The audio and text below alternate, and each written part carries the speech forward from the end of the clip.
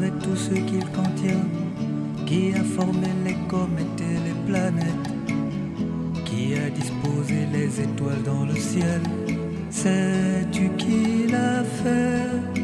C'est Dieu par sa parole qui a tout créé.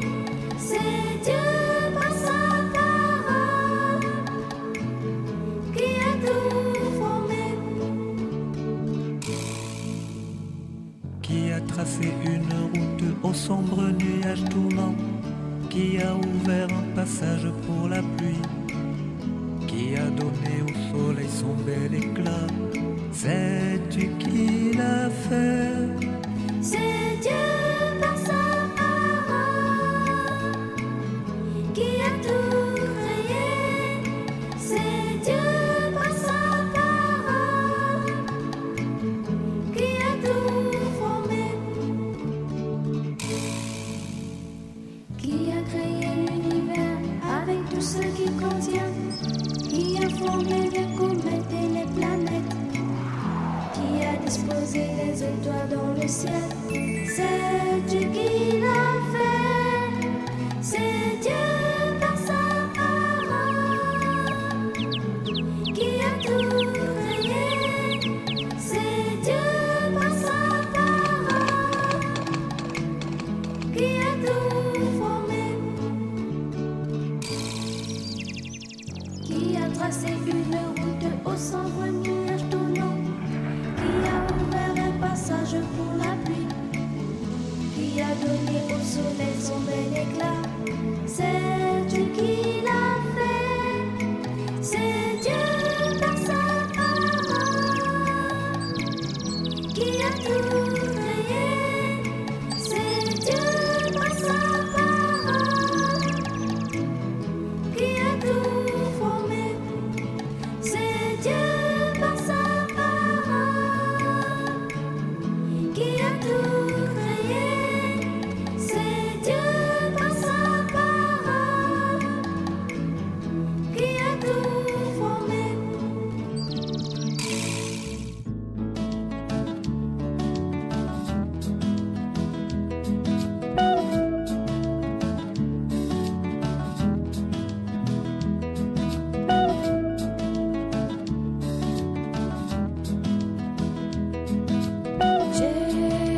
Jésus-Christ, Seigneur notre Dieu, qu'on te donne gloire, honneur et puissance, car tu as tout créé. L'univers entier doit son existence et sa création à ta volonté, Seigneur Dieu. Alléluia.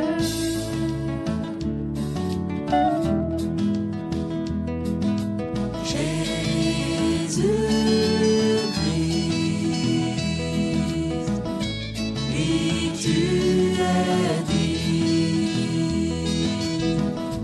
de recevoir le livre et d'en briser les sceaux, car tu as été mis à mort et tu as racheté pour Dieu par ton sang les hommes de tous les continents, et tu as fait de peuple de rois et de prêtres au service de notre Dieu, et ils régneront sur la terre. Alléluia.